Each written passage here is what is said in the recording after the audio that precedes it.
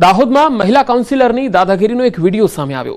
નગરપાલિકાના ward number 3ના મહિલા councillor સહિત 2 શખ્સો જાહેરમાં મારામારી કરતા હોવાનો વિડીયો વાયરલ થયો।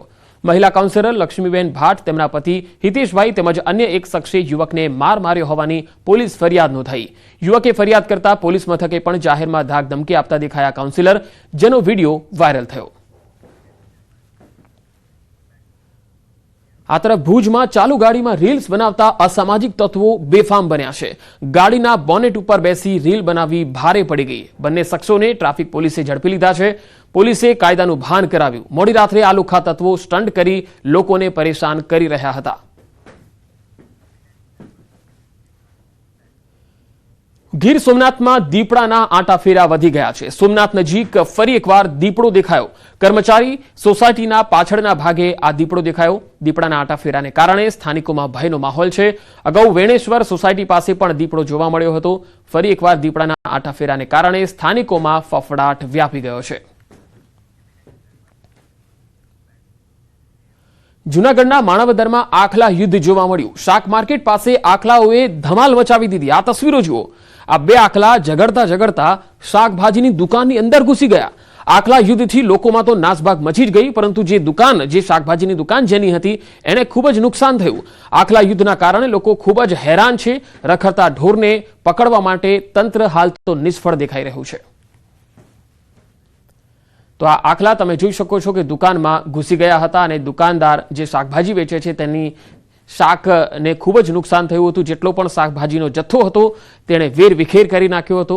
રખડતા ઢોરને પકડવામાં તંત્ર નિષ્ફળ સાબિત થયું છે, કારણ કે માણાવદરમાં આખલાઓ વારંવાર રસ્તા ઉપર આવી જાય છે। ક્યાંક દુકાનમાં ઘૂસે છે તો ક્યાંક રાહદારીઓને અડફેટે લઈ લે છે।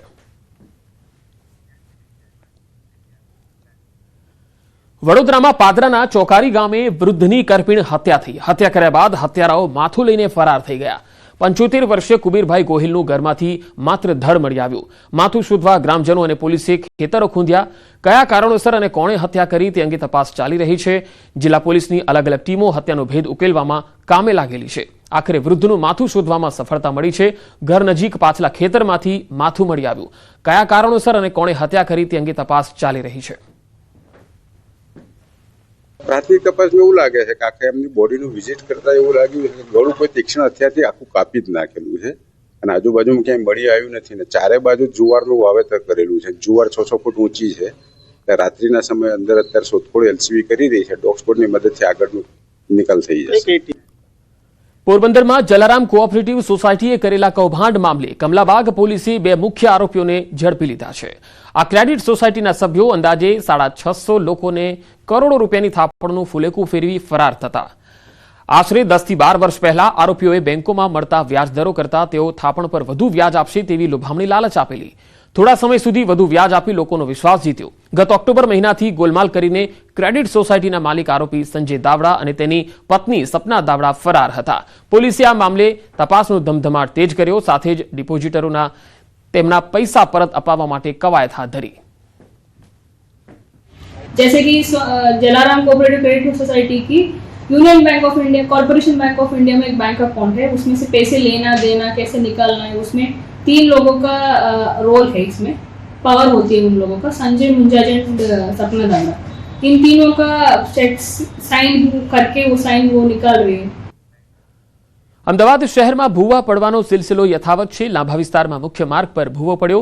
बड़ियादेव मंदिरेथी इंदिरानगरना रस्ता पर भूवो पड्यो। पाको रस्तो बनाव्याने 2 दिवसमां ज भूवो पड़ता अनेक सवाल उठी रह्या छे। हलकी गुणवत्ताना मटीरियलथी रोड बनावવાનો आक्षेप छे। तंत्रे भूवो पूरवाना बदले मात्र एक बेरिकेड मूकीने संतोष मान्यो હતો।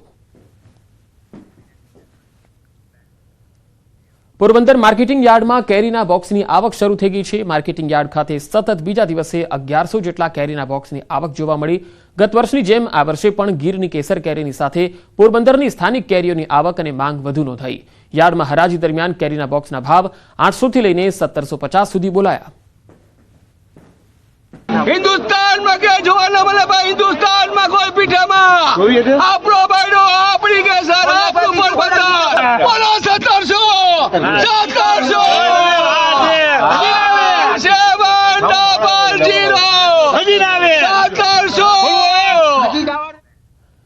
ગાંધીનગર ખાતે ક્રેડાઈના રાષ્ટ્રીય પ્રમુખ શેખર પટેલે વિધિવત રીતે ચાર્જ સંભાળ્યો. આઉટગોઈંગ પ્રેસિડેન્ટ બોમન ઈરાનીએ વિધિવત રીતે શેખર પટેલને ચાર્જ સોંપ્યો. મહાત્મા મંદિર ખાતે મુખ્યમંત્રી ભૂપેન્દ્ર પટેલ, આરોગ્યમંત્રી ઋષિકેશ પટેલ અને ઉદ્યોગમંત્રી બળવંતસિંહ રાજપૂત સહિતની હાજરીમાં આ કાર્યક્રમ યોજાયો. કાર્યક્રમ દરમિયાન મુખ્યમંત્રી ભૂપેન્દ્ર પટેલે નિવેદન આપ્યું. તેમણે કહ્યું કે વડાપ્રધાનના એક ભારત શ્રેષ્ઠ ભારતનું ક્રેડાઈ ઉત્તમ ઉદાહરણ છે.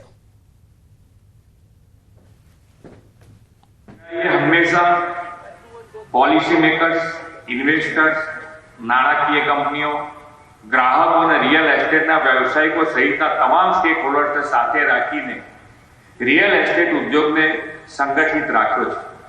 આ નવી ટીમ પણ ડેવલપર્સ અને તમામ સ્ટેક હોલ્ડર્સ ને વિન-વિન સિચ્યુએશન સાથે કામ કરીને રિયલ એસ્ટેટ સેક્ટરની પ્રગતિને વધુ નવી દિશા આપશે એવો મને વિશ્વાસ છે. દાહોદમાં લીમખેડાના તાલુકા શાળા વિસ્તારમાં રેલવે તંત્રની રાજાશાહી અને મનમાનીએ હવે હદ વટાવી છે.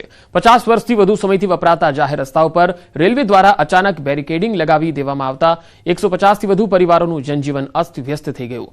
સ્થાનિક લોકોનો આરોપ છે કે રેલવે તંત્ર ગરીબ અને સામાન્ય નાગરિકોની તકલીફોને સદંતર અવગણીને ડરાવી ધમકાવીને પોતાની મનમરજી ચલાવી રહ્યું છે. આ ઘટનાએ સ્થાનિકોમાં ભારે રોષ અને આક્રોશ ફેલાવ્યો. લોકો હવે રેલવેની આ દાદાગીરી સામે એકજૂટ થઈને વિરોધ નોંધાવી રહ્યા છે. આ અમારે નીકળવાની આફત છે. અમારે કેવી રીતે નીકળવાનું અહીંથી? માન લો કે મારી ડેડ બોડી થઈ હોય તો કેવી રીતે કાઢવાની? કોઈ આજુ માંદું થયું હોય, કોઈને ડિલિવરી આવી હોય તો અહીંથી કાઢવાનું કેવી રીતે? કાલે બી અમે આટલું બધું કર્યું, આજે બી કહીએ છીએ આનો નિકાલ અમારે જોઈએ, આ નીકળવું જોઈએ. તો આ રસ્તાઓ દ્વારા લોકો રોજિંદા કામકાજ, શાળા, બજાર અને અન્ય જરૂરી સ્થળોએ આવજા કરે છે, પરંતુ રેલવે તંત્રએ કોઈ પૂર્વ સૂચના કે સ્થાનિકો સાથે ચર્ચા વિના આ રસ્તાઓ પર બેરિકેડિંગ લગાવી દીધા. પરિણામે બાળકોને શાળાએ જવું મુશ્કેલ બની ગયું છે. વૃદ્ધો અને બીમાર લોકોને હોસ્પિટલ પહોંચવામાં તકલીફ થઈ રહી છે. રોજગાર માટે નીકળતા લોકોને લાંબા ચક્કરો કાપવા પડી રહ્યા છે. કોઈને ખબર જ નથી પડવા દીધી. કાલે અચાનક આયા અને કઈ એક જ દાડામાં હું કરી કે અમને ખબર બી નથી પછાડી એમ. અને આ એકચ્યુઅલીમાં આટલું રેલવેમાં આવતું બી નથી, પણ આવતું હોય તો અમને બી કોઈ વાંધો નથી. પણ એક જ વસ્તુ કેવી છે કે એવો ગેટની વ્યવસ્થા કરી દે કે એ ગેટ 24 કલાક બંધ રહે. ખાલી આ માન લો કદાચ કોઈ બીમાર પડે, કોઈ એમ્બ્યુલન્સ કે કઈ રિક્ષા અંદર જઈ શકે, ખાલી એટલું અમને સેટ કરી આલે. અમે આ 70ની સાલથી અહીં રહીએ છીએ, તો પછી આ જ રસ્તો અમારો છે, એક બીજો કોઈ રસ્તો નથી. પછી અમે આટલી ઉંમર 75